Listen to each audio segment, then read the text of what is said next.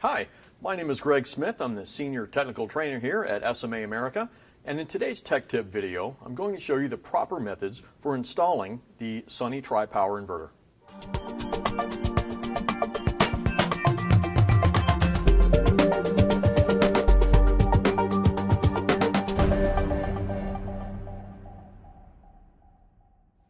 Installing the Sunny Tripower is just as easy as installing a regular Sunny Boy string inverter. You won't need any special tools, and what is already in your truck will be perfectly fine for the installations. I have a 24,000 watt model hanging on the wall here. I'm going to show you a couple of different ways on how to mount the Tripower, but first I'm going to take the cover off and show you the wiring area. The Sunny Tripower weighs about 150 pounds, so you want to make sure that you use the right mounting hardware for whatever surface it's going to be attached to. It is a two-person lift.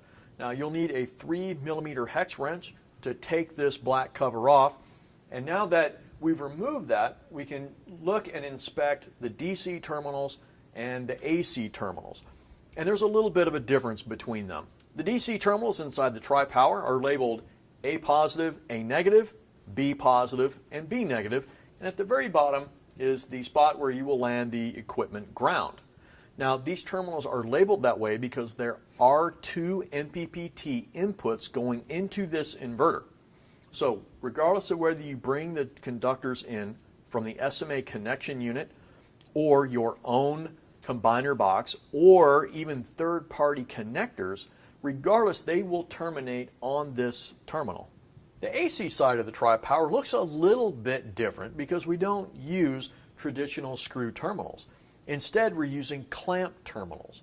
So it makes for a far quicker installation because you just need to strip off the wire, insert it into the terminal, and then clamp it down. The last thing in the connection area is the LCD screen. Now this is a non-functional LCD, but it does gather the information from the inverter and send it to the communication card in the back. Now the reason that we did this is because this inverter is designed for commercial rooftops, and since this will be up on top of a hot roof for 20+ years, the LCD will be one less thing you have to worry about breaking or having to service in the future. Of course, we always recommend for any SMA installation that you have the installation manual handy. I'm going to start on the AC side of the Tripower by stripping a 1/2 inch insulation off of my wire, and it can be a size 8 or a number 6 conductor that goes into these terminals. Now again, the terminals are a little bit different than what you're normally used to. So what we want to do is fully open each terminal, insert the conductor in, and then firmly push each lever down to make contact with the conductor. Now the benefit of this is that you don't have to worry about torque. You put the conductor in, push it down, and you're done. No torque wrench required. So let's start by lifting all the levers on the AC terminals.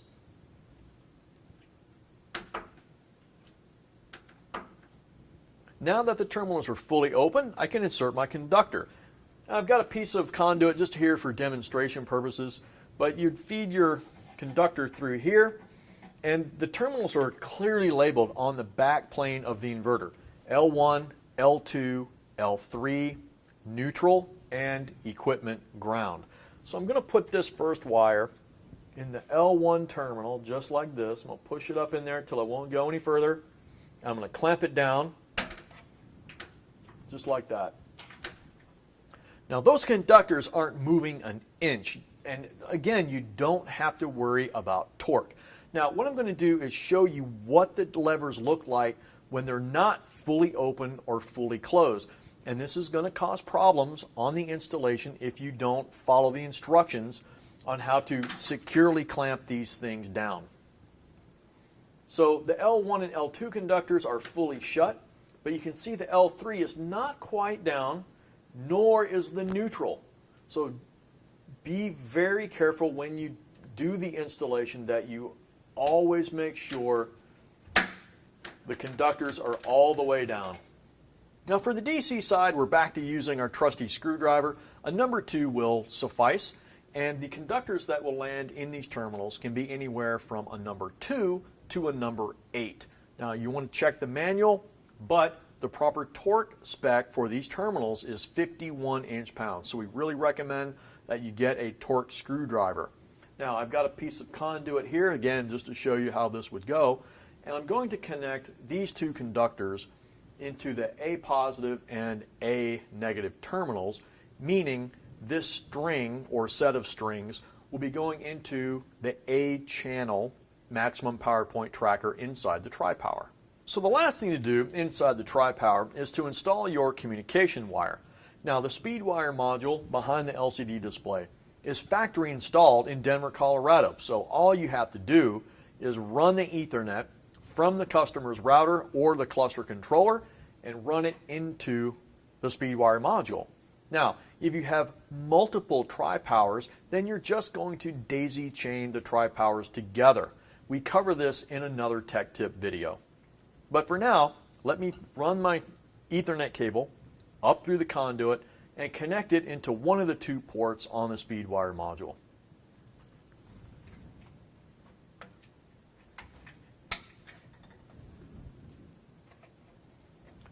Once the LCD is securely fastened, the only thing left is to put the black cover back on and then commission the system. Now, one of the versatile things about the Tripower is the many different ways that you can install it. So in the previous segment, we talked about installing the Tripower on a wall or some similar structure.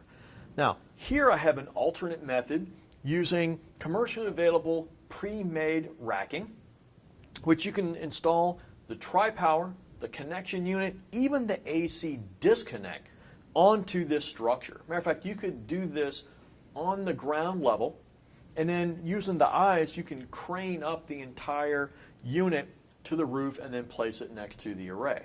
I have an SMA DC connection unit mounted underneath this Tripower, and it is a combiner box with a DC disconnect. Now we'll take the 4 screws off using a 4mm hex wrench. The DC disconnect must be in the off position. And then we just lift the cover off, set it off to the side, and now we can see the inside of the connection unit. The connection unit terminals can hold 4 conductors per each channel, channel A and channel B, for a total of 8 inputs. And then there are 2 inputs that come out the top that go into the bottom of the Tripower. So what I'm going to show you is the proper procedure on how to detect the correct polarity coming into the bottom of the connection unit. It's very easy to do. Once again, turn the DC disconnect off to remove the cover, and then what you're going to do, just for safety, is open all of the touch-safe fuse holders inside the connection unit. The fuses are not included in the fuse holders. At this point, we'll push the black button on the reverse polarity indicator and watch for the lights that are on the top of the indicator. A green light in the middle means everything is good and you have correct polarity on all DC terminals. If you have a red light on the left or on the right side of the connection unit, then that is indicating that there is reverse polarity on either channel A or channel B. When bringing in the conductors to the bottom of the DC connection unit, refer to the manual for proper torque settings and wire size. The DC output terminals going up to the Tripower will be torqued down to 51 inch-pounds, just like they are in the DC connection terminals of the Tripower, and the connection unit also shares the same wire size, number 2 to number 8. Once the cover of the DC connection unit is securely in place, the only thing left to do is to perform the commissioning procedure outlined in the installation manual. And that's all there is to installing the Sunny Tripower from SMA. If you'd like to learn more about this inverter, please visit our website at sma-america.com for product information and for training opportunities. My name is Greg Smith. Thank you for watching.